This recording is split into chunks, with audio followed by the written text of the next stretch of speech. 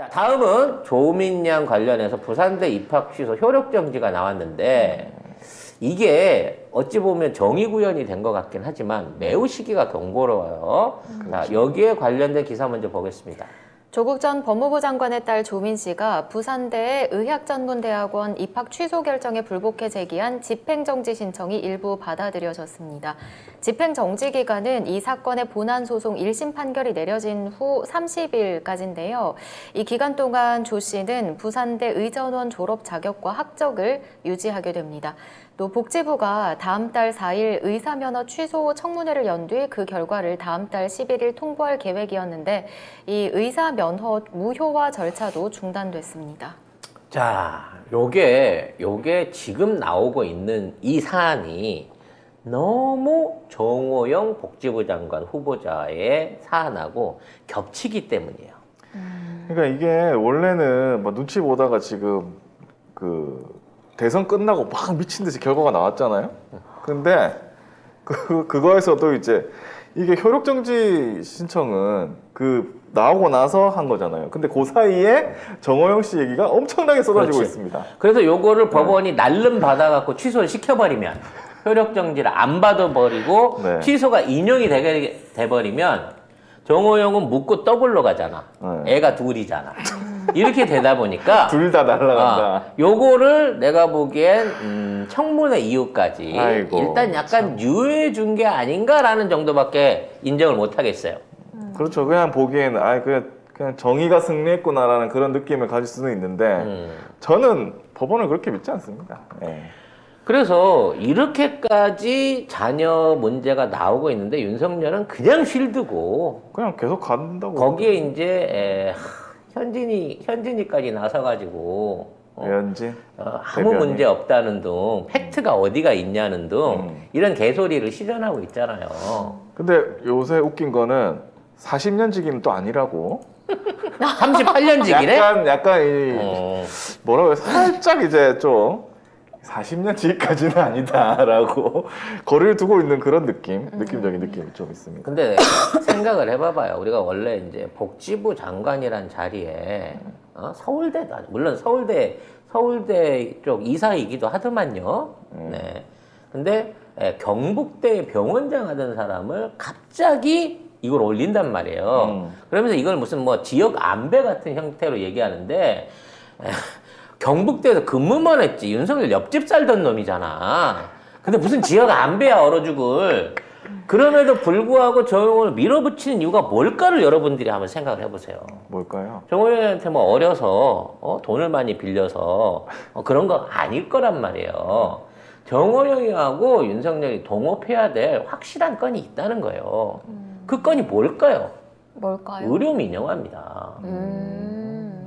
결과적으로 보건복지부가 엄청난 자산을 갖고 있기도 하지만 앞으로 윤 정권 안에서의 최고의 돈 되는 빨대 중에 하나가 의료 민영화예요.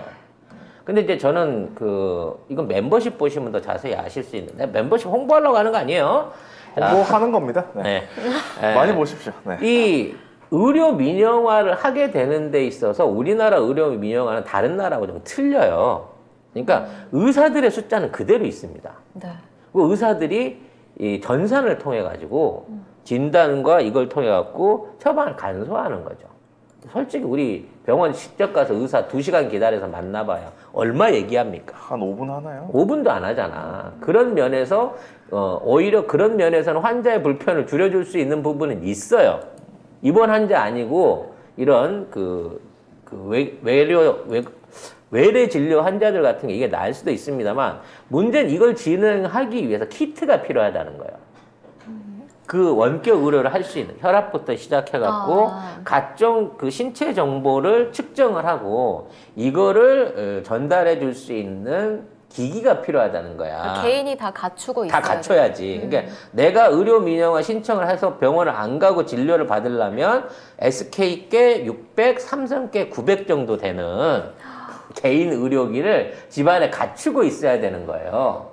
물론 처음에는 낙도나 이런 데는 대준다고 하겠죠. 그거는 원격 진료 아닙니까? 그렇지.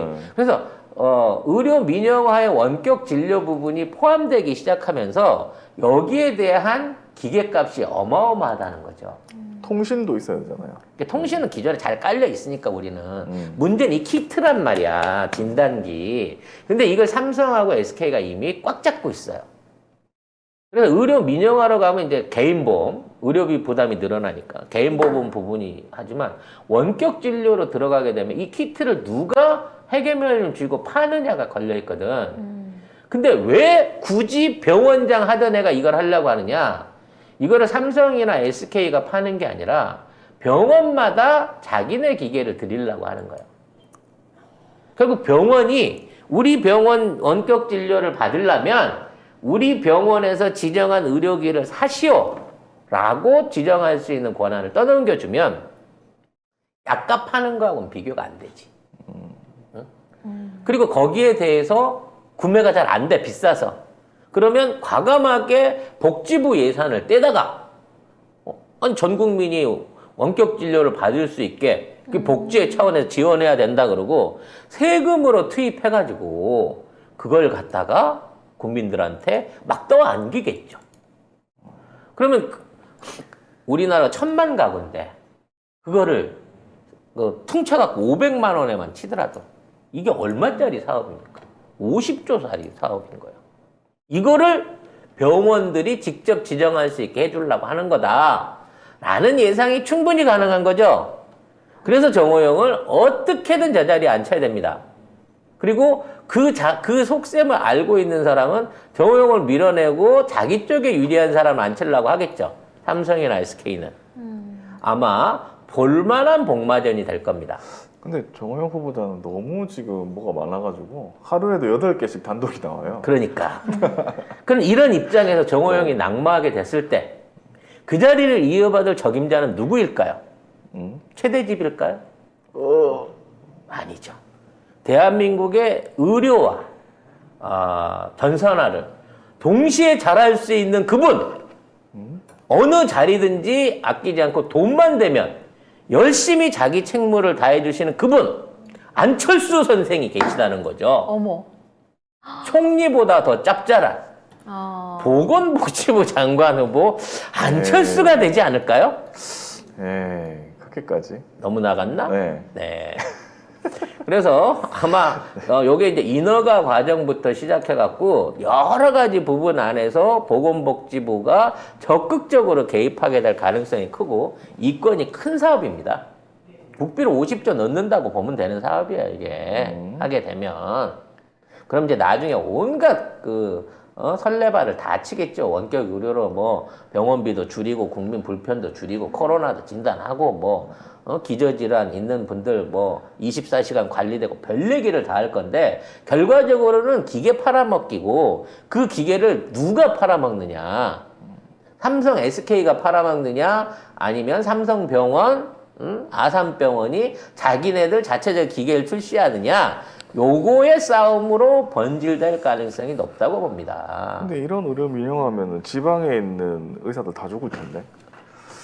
그러니까 이제 다 하청을 받는 거죠. 다 좋은 병원에서 하는 원격 의료 받으려고 누가 지방에서. 그러니까 약간 콜센터 직원 같이 되지 이제 이 의사들은. 그래서 원격 진료만 전담하는 거지.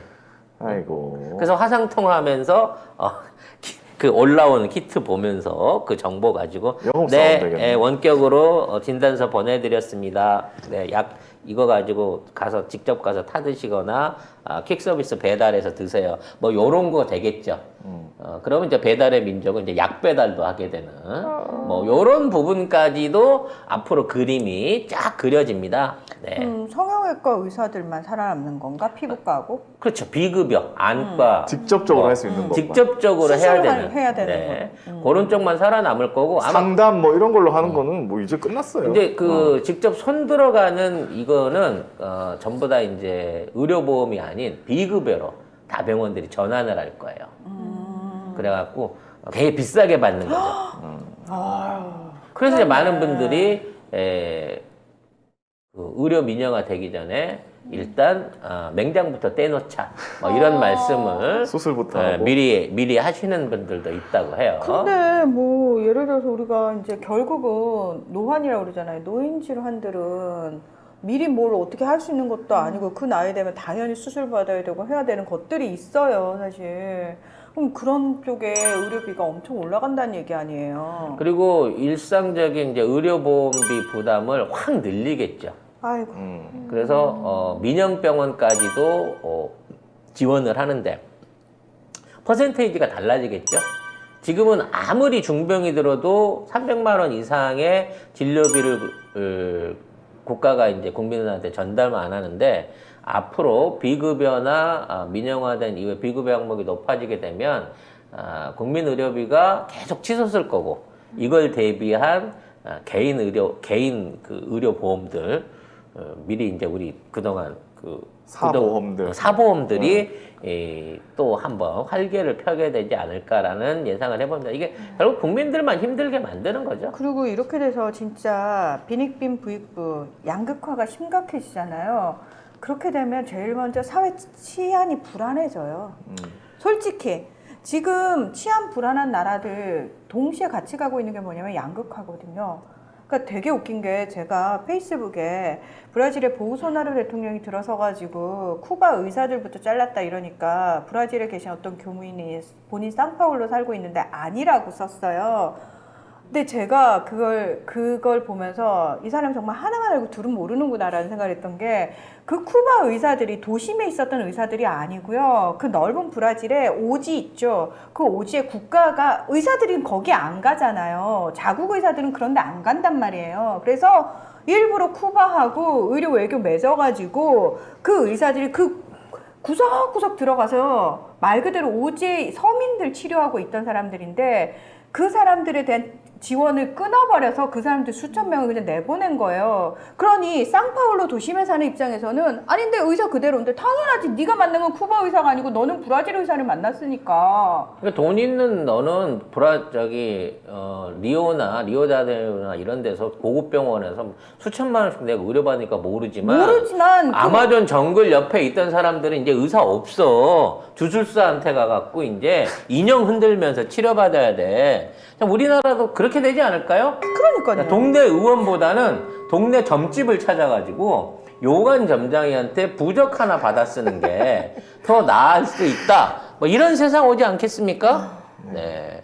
정말 심히 걱정이 됩니다. 그래서 이게 앞으로 이렇게 된다 그래서 의대생이 늘어나거나 이러지 않아요. 얼마나 AI로 까버리는 거죠. 왜 나한테 길대? 왜 말도 못하게 해? 결과적으로는 이재명 후보나 우리 그 민주당이 생각했었던 병원 정원 늘리고 의사 정원 늘리고 그다음에 그 공공의료 확대해가지고 좀 더 서민들을 위한 병상과 그다음에 의료 체계를 갖추자. 보건 인력들 그리고 뭐 방역 인력들 좀 늘리자라고 했던 정책들을 그렇게 반대를 하다가 지금 이제 의료 민영화로 전환되기 시작하면 이게 서비스의 질은 떨어지고 비용은 올라가는 상황으로 넘어가게 될 것으로 예상이 됩니다.